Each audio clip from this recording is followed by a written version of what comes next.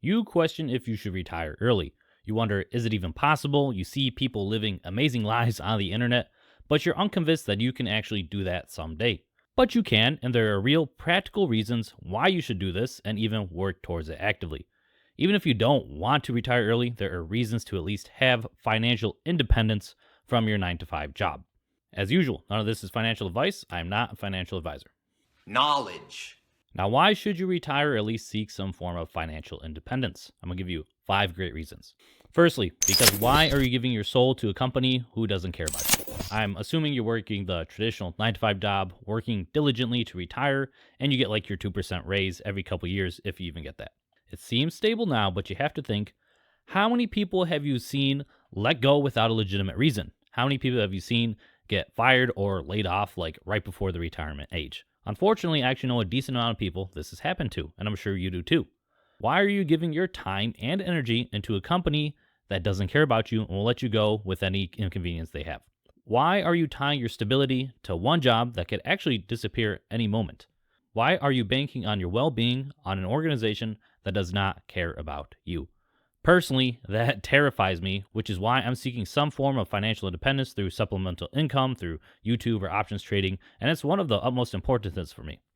Whether it's through a business or selling stock options or dividend investing, whatever vehicle you choose, that deserves some attention in your free time. Because you know your job does not care about you deep down. You could have 15, 20 years with them, and then they would still let you go with no real issue. Why would you limit yourself to only that one source of income? Even when it seems stable, that could end in any economic downturn. We all remember COVID, we remember 2008, we remember all these. Number 2 is you get to free up your free time and focus on other important things in life, like your relationships, your family, your spiritual life, whatever. How many stories do we hear from our more wiser friends that sound like, I wish I spent more time with my friends and family. I regret missing my kids' sport games. I wish I traveled a little bit more instead of working more on the weekends. How many times have we heard this from our older friends? How many people do you know that trade these important moments for like another $100? When you reach some form of financial independence, you have more time for the important things in life. And then guess what? You don't have the anxiety of, I need to make more money while you're doing something else. We don't take any money to the grave, plus it gets inflated anyways. So how important is it really? How many important things in your life have you missed to make a little bit extra money that you just spent on something stupid anyways? Learn to focus on the important things in life that actually bring happiness, and with some form of financial independence, you can even have more time for these things. People say don't put a price on things, but unconsciously you do. How much is watching your kid's soccer game worth? You may say, I can't put a price on that. But since every time you miss it, it's not much. It's only worth like $50. Not so nice when I put it that way, is it? Since you'd rather make $50 to work an extra hour than go to your kid's soccer game. Figure out your priorities. Yes, you have to provide and work. I understand that. But what will your children, your friends, and your family remember more? You and your personality, the time you spent with them? Or will they just think, oh yeah, John, he works a lot. I rarely see him. Number 3 is health. How long do you have good health for? How many stories in your personal life have you heard of, Jimmy just retired 4 years ago and then he just passed away? How many times have you heard that same story? Someone works their whole life, retires, dies. You work all that time just to die a couple years later? What kind of life is that? So this is kind of a twofold point. One, you need to take care of yourself, or else you're just saving money for literally no reason. You're just going to pass on after you retire because you're not active anymore, just to die a couple years later from heart disease. What is the point of, what's the point? It makes no sense. So take care of your health so you can enjoy your retirement as long as you can, but you don't actually know how long you have to live anyways. So what if you just have a short clock and your time expires at 70, regardless if you smoke cigarettes, if you didn't? That's just your short end of the stick. If you retired at 61, that's only 9 years of retirement. You worked 30 plus years to save for 9 years of life? That doesn't make any logical sense. So work on your financial independence and work on maintaining your health so you can retire sooner and have a longer life. Don't run your clock short. I have a second channel that's dedicated to weightlifting, and I have a playlist down below if you want to get started weightlifting and get started seriously in the gym. Take your health seriously so you don't prematurely run out your retirement years, making all that saving, all that hard working useless in the end, so you get 3 years of retirement? Woohoo. And make sure to comment down below, what is your ideal retirement age? Are you hoping to find some form of financial independence soon? Let's chat in the comments.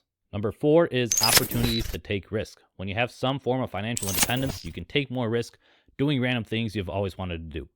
You always had that food truck idea. You always wanted to focus on your band for a little bit of time. Maybe you wanted to play some more gigs.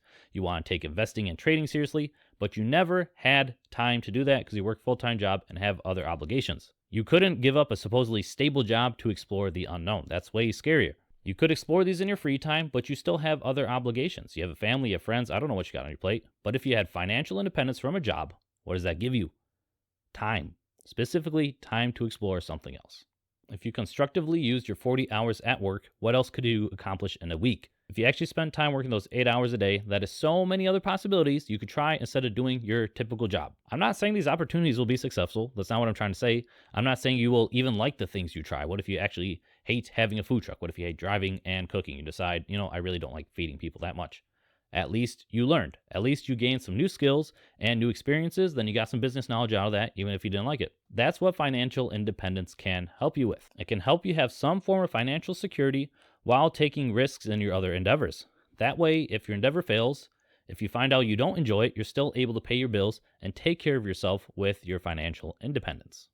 Lastly, point number 5. You learn to stop being a little consumer. If you retire early or reach some form of financial independence, most likely your income is more limited because you're not working full time. You have income coming in from investments, some side gigs, maybe from YouTube, option selling, dividends, but there is a high chance it doesn't replace your full-time income.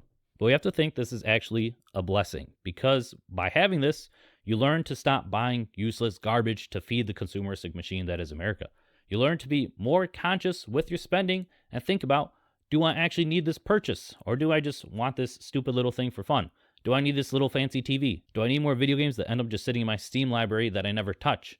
You learn to buy things you need or items you wanted for a long time. You aren't just spending money willy-nilly anymore, which actually gives you more freedom.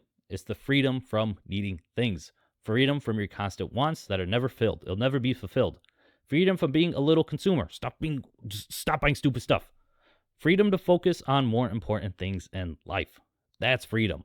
Not freedom to buy whatever garbage you want, and then you're always addicted to the things you need to buy. That's not freedom. So keep these things in mind when you're seeking financial independence. But if you're curious how to reach financial independence, see how you can do it trading options right here. Peace.